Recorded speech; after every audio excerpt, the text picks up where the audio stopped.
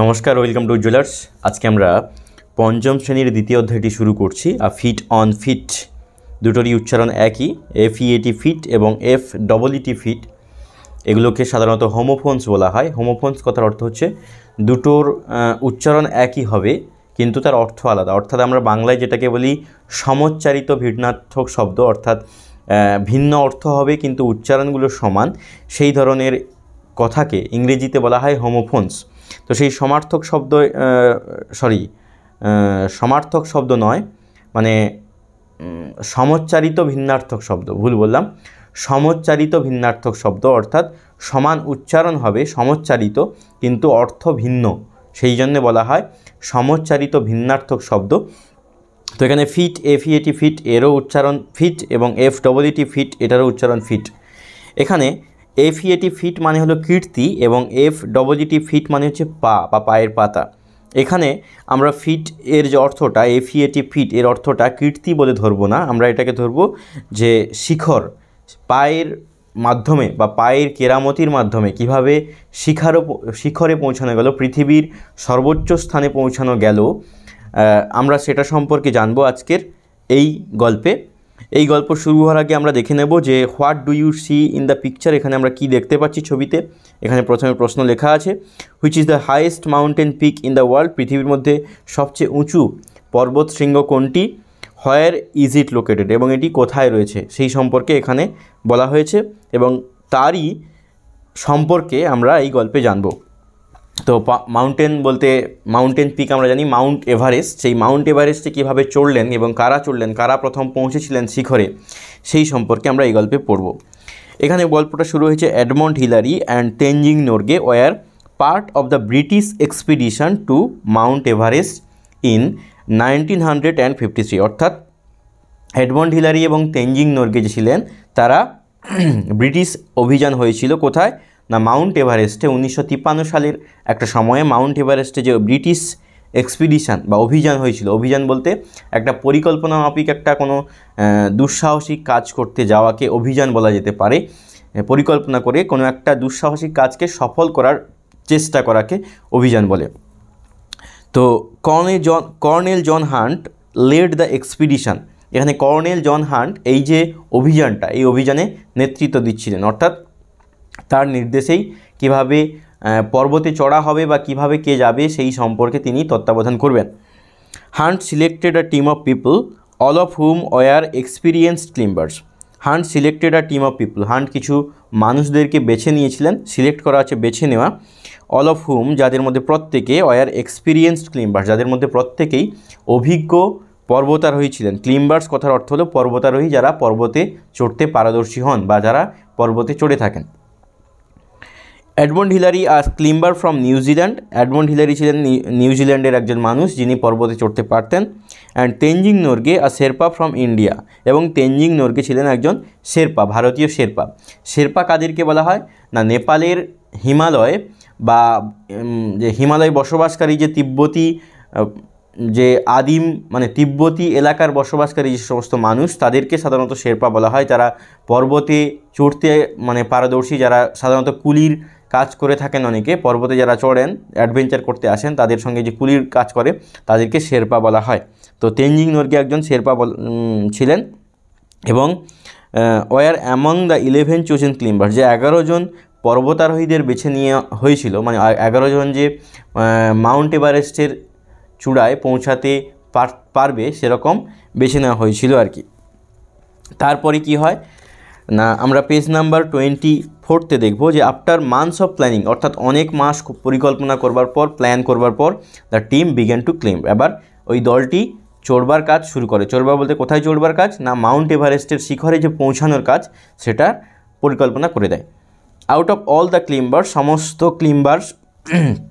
সমস্ত পর্বতারোহীদের মধ্যে অন দ্য এক্সপিডিশন, অর্থাৎ ওই অভিযানে, only 4 would get a chance, কেবলমাত্র 4 জনই সুযোগ পাবে টু মেক অ্যান অ্যাটেম্পট, একটু মানে ওই যোগদান করতে, টু রিচ দ্য সামিট, মানে ওই যে পর্বতের শিখরে, সামিট মানে হচ্ছে চূড়া বা শিখর, পর্বতের শিখরে পৌঁছানোর যে চেষ্টা করতে পারবে সেটা হচ্ছে মাত্র 4 জন। সবাই কিন্তু পারবে না। এবার 4 জনের মধ্যে কেউ পৌঁছতে পারে, আবার পৌঁছতে নাও পারে, কিন্তু এই 4 জনই মোট সুযোগ পাবে। Hunt the team leader selected 2 teams of climbers. এবার হান্ট কী করলেন, ওই যে চারজনকে দুটো দলে ভাগ করলেন, 2 টিমস অফ ক্লাইম্বার্স, ওই যে যারা পর্বতারোহী ছিলেন তাদের দুটো দলে ভাগ করে দিলেন। The first team included Tom Bourdillon, প্রথম টিমে বা প্রথম দলটিতে ছিলেন টম বার্ডিলন, ইনক্লুডেড মানে হচ্ছে অন্তর্ভুক্ত থাকা, অ্যান্ড চার্লস এভান্স এবং Charles Evans. While Edmund Hillary and Tenzing Norgay made up the second team. যেখানে হোয়াইল মানে যেখানে Edmund Hillary and Tenzing Norgay, অর্থাৎ এডমন্ড হিলারি এবং Tenzing Norgay made up the second team, দ্বিতীয় দলে ছিলেন। The first team left on May 26, অর্থাৎ প্রথম দলটি বেরিয়ে পড়ে মে 26 অর্থাৎ 26শে মে 1953 1953 সালে, to reach the summit of Mount Everest, ওই মাউন্ট এভারেস্টের চূড়ায় পৌঁছানোর জন্য। এখানে এমটি বলতে মাউন্ট বলা হয়েছে, মাউন্টের শর্ট ফর্ম হচ্ছে MT. The 2 men made it up about 300 feet short of the summit, অর্থাৎ এই যে দুজন মানুষ প্রথম দলটিকে যখন ছাড়া হয় 1953 সালের 26শে মে, তখন তারা প্রায় ওই চূড়ার কাছাকাছি 300 ফুট পর্যন্ত পৌঁছে গিয়েছিল, অর্থাৎ চূড়ায় পৌঁছতে 300 ফুট বাকি সেই রকম একটা স্থানে গিয়ে পৌঁছেছিল। স্টিল মানে তখনও পর্যন্ত বা তাও, the highest any human being had yet reached, যে তাও ওই যে স্থানে গিয়েছিল 300 ফিট, ওই 300 ফিট পর্যন্ত তখনও অবধি কোনো মানুষ পৌঁছতে পারেনি। তারাই কিন্তু সর্বপ্রথম ওই চূড়ার 300 ফুট কাছাকাছি পর্যন্ত পৌঁছতে পেরেছিল, সেই প্রথম দলটি। যেখানে কারা কারা ছিলেন না, ছিলেন টম বার্ডিলন এবং চার্লস এভান্স, এই দুজন মানুষ ছিলেন। তারপরে কি হয় না, they were forced to turn back, তারা ফিরে আসতে বাধ্য হয়েছিলেন।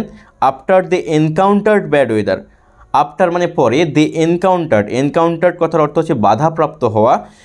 এখানে আমরা ওয়ার্ড ট্রবে দেখতে পাবো যে এনকাউন্টার কথার অর্থ হচ্ছে ফেস্ট বা মুখোমুখি হওয়া, সম্মুখীন হওয়া।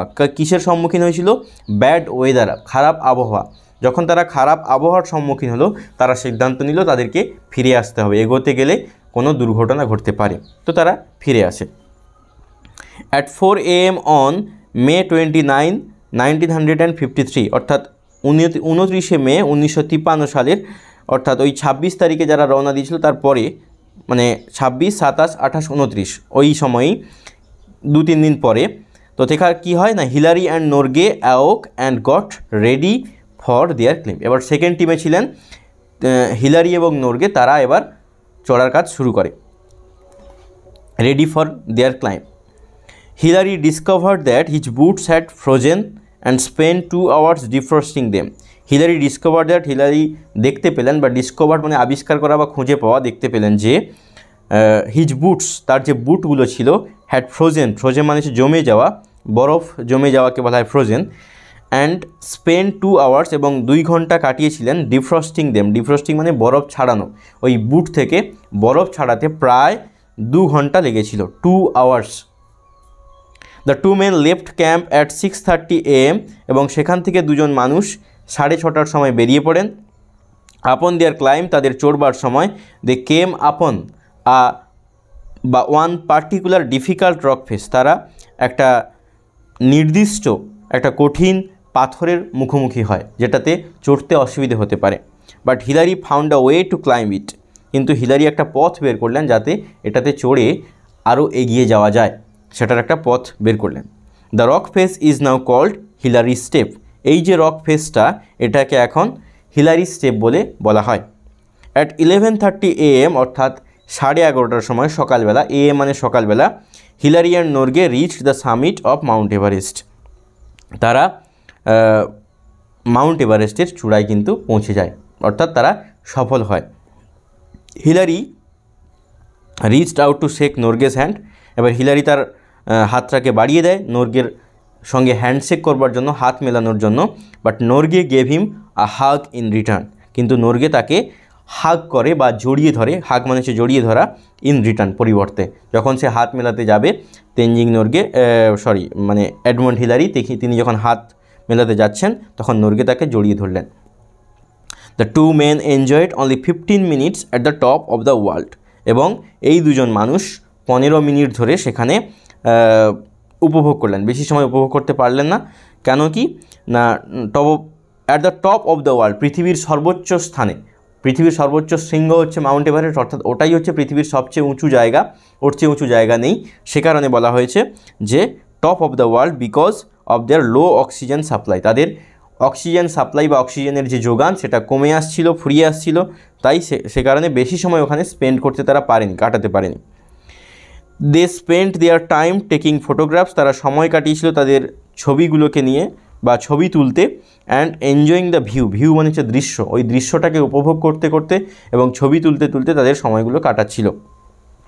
Norgay placed a food offering to God, Norgay ওখানে কিছু খাবার রেখে যায় ভগবানের প্রতি উৎসর্গ করে। অফারিং মানে হচ্ছে উৎসর্গ করা, মানে ভগবানের প্রতি রেখে, মানে এত সুন্দর একটা দৃশ্য ভগবানের সঙ্গে তুলনা করা হয়েছে প্রকৃতির সেই দৃশ্যকে, মহান সেই দৃশ্যকে।